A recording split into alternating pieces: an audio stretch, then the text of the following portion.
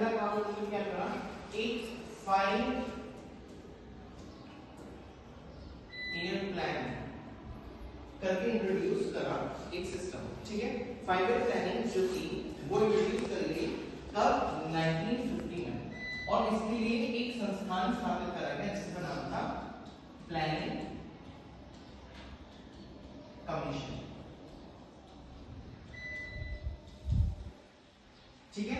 Planning commission 1950 में 1950 में स्थापना करी, ठीक है।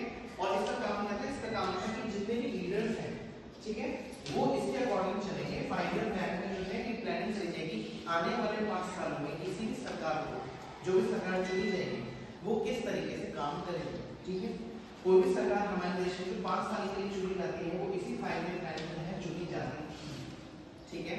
अब 5 ईयर प्लान हमारे देश में खत्म हो गए हैं।